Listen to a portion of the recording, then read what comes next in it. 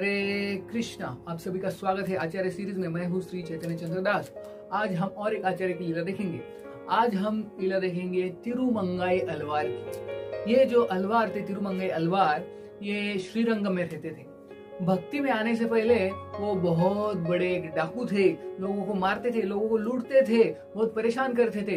लेकिन एक बार जब भगवान ने उनको दर्शन दिया, श्री रंगनाथ ने सपने में आके, तो उसके बाद उनकी जिंदगी बदल गई और वो भक्त बन गए, भगवान की सेवा में वो लग गए।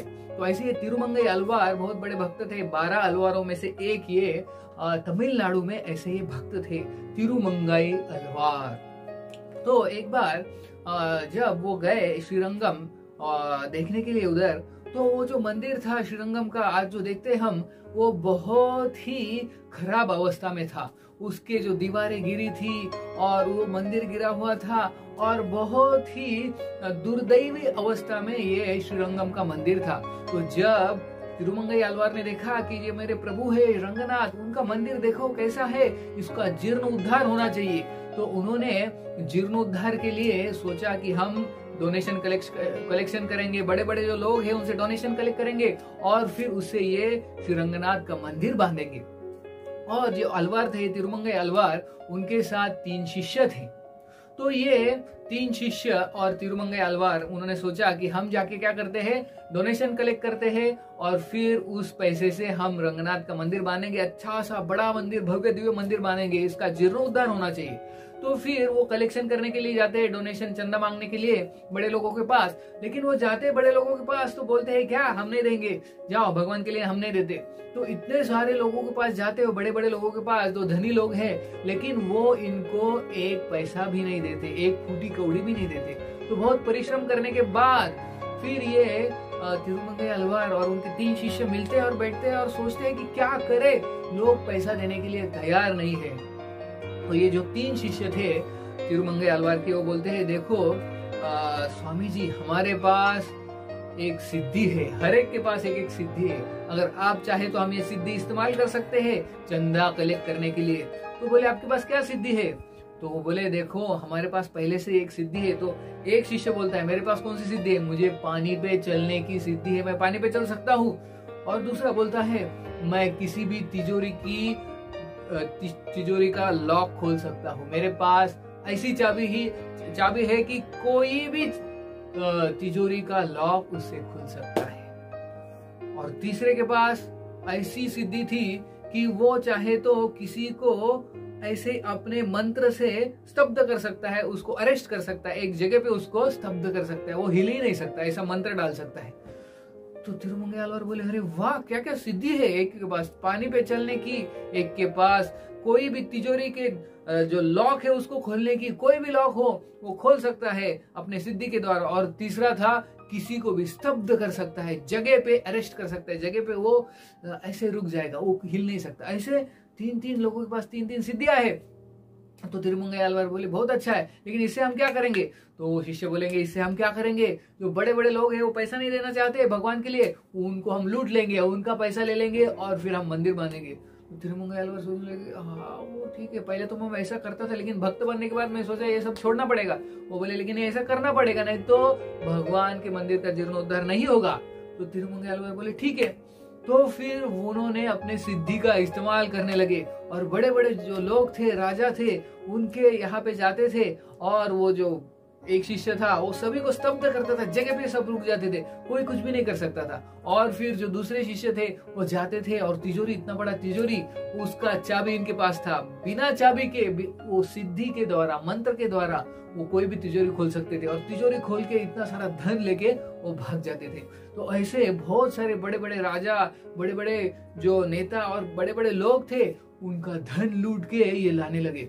और फिर इतने सारे कई सारे लोगों को उन्होंने इसके लिए लगाया, मंदिर के जीर्णोद्धार के लिए। तो मंदिर का जीर्णोद्धार होने लगा और बहुत सारे काफी लोग जुड़ गए और उसमें ये चोरी करने में बाकी के जो चोर थे वो भी लग गए। वो बोले हम भी चोरी करेंगे क्योंकि अच्छा है, आपके साथ मिलके चोरी कर सकते हैं हम। तो बाकी के लोग भी उनके साथ, करीब 1000 चोर उनके साथ जुड़ गए और ये तिरुमंगाई अलवार, उनके 3 शिष्य और ये 1000 चोर सभी चोरी करते थे और लूट लूट के धन लाते थे। और इधर कई सारे लोग जो थे वो मंदिर का जीर्णोद्धार करने में लगे थे और पैसा आ रहा था। तो ऐसे करते करते 60 साल गए इस मंदिर का जीर्णोद्धार होने के लिए। आज जो श्रीरंगम का मंदिर देखते हैं हम, वो केवल तिरुमंगई अलवार के वजह से इतना भव्य दिव्य मंदिर है। 60 साल लगे ये मंदिर का जीर्णोद्धार होने के लिए। तो इतना पैसा लूट लूट के लाया इन चोरों ने और ये 3 शिष्यों ने और तिरुमंगई अलवार ने। और फिर सब मंदिर होने के बाद फिर सारे जो चोर थे वो तिरुमंगई अलवार के पास आया और बोले कि आपका तो उद्देश्य कंप्लीट हो गया, पूरा मंदिर भगवान का कंप्लीट हो गया, हमारे सैलरी का क्या है, हमको पैसा दे दो, हमको पैसा चाहिए, हमारा सैलरी क्या होगा। तो बोले आपका मिल जाएगा सैलरी, सब चोरी थे। तो बोले मिल जाएगा। लेकिन उनको पता था ये तिरुमंगई अलवार ये सारा पैसा उन्होंने ये मंदिर के जीर्णोद्धार में लगाया। उनके पास एक फूटी कौड़ी भी नहीं थी इनको देने के लिए।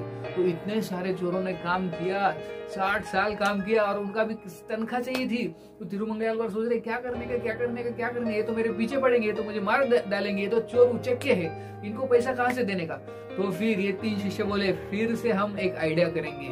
क्या आइडिया करेंगे आप देखो गुरु महाराज। तो फिर क्या करते हैं, एक दिन वो अगले दिन बोलते कि आप सभी आ जाओ, चोर जिन्होंने सहायता की थी सभी चोरों को बुलाते हैं साथ में और बोलते हैं कि आपको काफी सारा धन मिलेगा। कहाँ पे धन है, वो देखो उस जो नदी के उस पार वो जगह दिख रही है, वो बेट दिख रहा है आइलैंड, उसमें काफी सारा धन रखा है हमने और वो आप ले लो आपकी सैलरी तनख्वाह के लिए। बोलते ठीक है।